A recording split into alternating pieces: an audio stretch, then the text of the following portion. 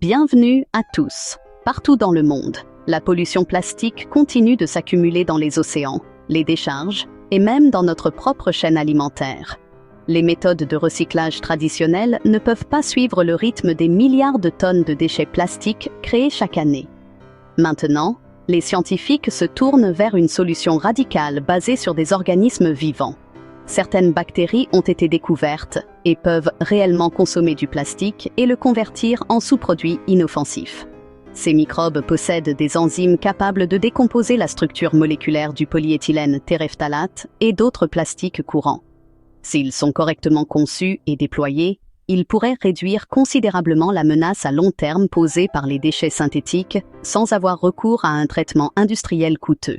La découverte de bactéries mangeuses de plastique a eu lieu dans une installation de traitement des déchets japonaise, où des chercheurs ont identifié une souche d'Ideonella sakaiensis, capable de décomposer le polyéthylène terephthalate. Ce type de plastique est utilisé dans les bouteilles, les récipients alimentaires et les fibres synthétiques. Les bactéries produisent deux enzymes qui agissent en séquence pour dépolymériser le plastique, puis métaboliser les composés résultants. Une fois ce processus observé dans un cadre naturel, les scientifiques ont réalisé l'énorme potentiel d'utiliser des organismes similaires à grande échelle. L'objectif est devenu d'améliorer l'efficacité et la durabilité de ces souches grâce à la recherche en laboratoire. Pour rendre la digestion du plastique par les bactéries viable à l'échelle industrielle, les chercheurs ont commencé à modifier le code génétique de ces microbes. En utilisant des outils comme CRISPR et la modélisation des protéines, ils ont augmenté le taux auquel les enzymes pouvaient digérer le plastique dans diverses conditions. L'un des objectifs était de permettre aux enzymes de fonctionner efficacement à des températures plus basses et dans des environnements à pH fluctuants. Cette adaptabilité permettrait aux bactéries de survivre et de travailler dans des environnements plus réalistes tels que les décharges municipales, les berges de rivières ou les zones de déchets marins. Les souches réussies pourraient être produites dans des bioréacteurs, puis relâchées dans des systèmes de traitement des déchets contrôlés. Le déploiement dans les décharges est l'une des applications les plus prometteuses. Plutôt que de simplement enfouir les plastiques, où ils mettent des siècles à se dégrader, des bactéries modifiées pourraient être introduites dans des zones à humidité contrôlée. Ces environnements seraient maintenus avec des substrats nutritifs pour maintenir les colonies microbiennes vivantes et productives. Au fur et à mesure que les déchets plastiques se décomposent, les bactéries les convertissent en molécules organiques plus simples telles que le dioxyde de carbone, l'eau et la biomasse.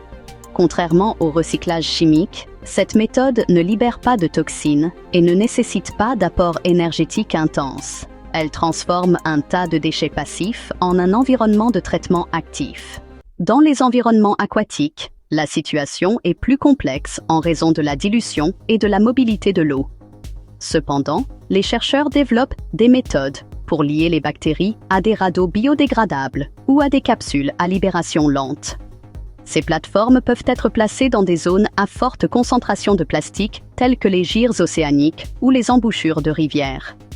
Les bactéries émergent lentement, colonisent les débris flottants et commencent la digestion enzymatique des plastiques. Cette méthode évite la propagation incontrôlée d'organismes génétiquement modifiés et permet de surveiller l'activité microbienne. Les radeaux peuvent également être récupérés une fois leur travail terminé, minimisant ainsi les perturbations écologiques. Les usines qui produisent des déchets plastiques au cours de la fabrication pourraient adopter la digestion bactérienne sur site dans le cadre de leur stratégie de gestion des déchets. En intégrant des réservoirs personnalisés remplis de colonies microbiennes optimisées, les installations de production peuvent directement dégrader les chutes, les déchets d'emballage et les produits défectueux sans traitement externe. Ce système en boucle fermée réduit les coûts de transport et les émissions, tout en permettant la conversion quasi en temps réel des déchets en sous-produits inoffensifs. Les directeurs d'usine pourraient surveiller les performances numériquement en ajustant des conditions telles que la température et la disponibilité des nutriments pour optimiser le taux de dégradation. À terme, cela pourrait devenir une caractéristique standard de la conception industrielle responsable. Les centres de recyclage municipaux ont souvent du mal à traiter les plastiques contaminés, multicouches ou trop dégradés pour le recyclage traditionnel. Les bactéries offrent une alternative en ciblant la structure chimique des plastiques plutôt que de dépendre du tri et de la fusion. Des zones de traitement spécialisées pourraient être mises en place où les plastiques non triables seraient déchiquetés puis exposés aux enzymes bactériennes.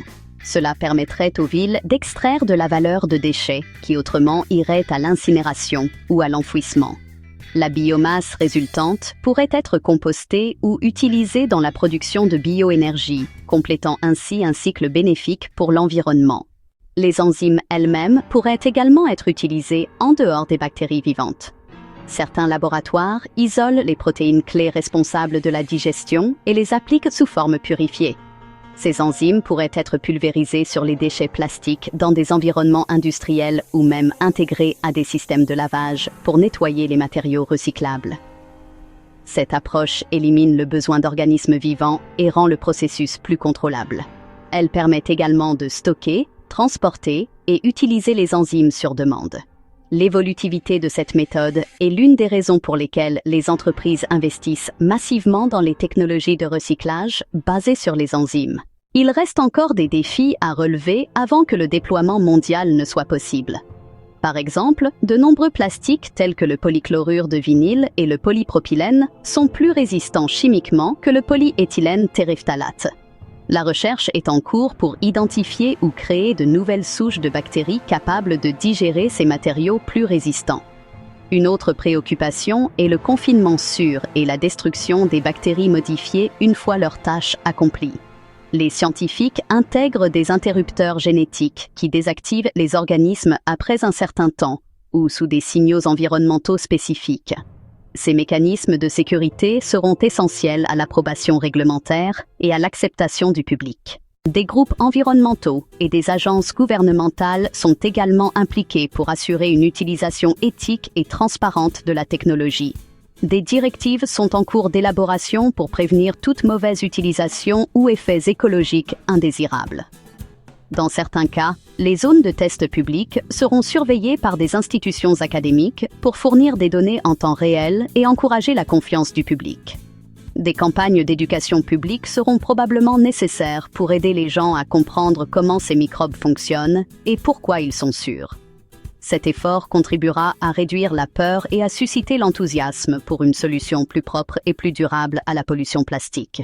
La vision à long terme de la digestion du plastique par les bactéries implique un réseau mondial de systèmes de gestion des déchets travaillant en harmonie avec les processus naturels. Au lieu de combattre la montagne de déchets synthétiques par des solutions énergivores, les sociétés pourraient adopter une méthode biologique enracinée dans la propre adaptabilité de la nature. Que ce soit par des organismes vivants, des enzymes extraites ou des systèmes hybrides, le résultat serait un monde où les déchets plastiques ne subsisteraient plus pendant des siècles. Les générations futures pourraient considérer cette avancée comme un tournant dans la manière dont les humains gèrent leurs matériaux et leurs responsabilités envers l'environnement. Si cette technologie continue d'évoluer, elle pourrait mener à des applications inattendues au-delà de l'élimination des déchets. Par exemple, imaginez des vêtements qui peuvent se décomposer d'eux-mêmes lorsqu'ils sont exposés à une brume enzymatique spécifique ou des emballages qui se décomposent dans les bacs à compost sans tri manuel. Même les vaisseaux spatiaux ou les avant-postes éloignés pourraient transporter des kits à base de bactéries pour gérer les déchets plastiques sans avoir besoin de missions de réapprovisionnement. Dans des scénarios extrêmes, des drones autonomes pourraient être utilisés pour libérer des capsules enzymatiques dans des zones de décharge illégales ou des plaques de déchets flottantes. Ces idées peuvent sembler futuristes, mais elles soulignent l'énorme potentiel des systèmes de contrôle des déchets basés sur la biologie. À l'avenir, la digestion du plastique par les bactéries pourrait devenir l'une des stratégies de réduction des déchets les plus efficaces et les plus largement acceptées sur la planète. Au lieu d'enfouir les plastiques ou de tenter de les faire fondre, les futurs systèmes pourraient pulvériser ou incorporer ces microbes dans les décharges, les océans et même les flux de déchets d'usines.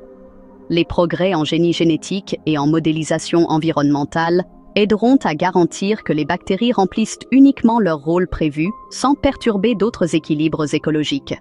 Alors que de plus en plus de nations cherchent des réponses évolutives à la pollution plastique, cette approche biologique pourrait offrir l'une des solutions les plus propres et les plus naturelles disponibles. Merci beaucoup d'avoir regardé. Veuillez aimer et vous abonner.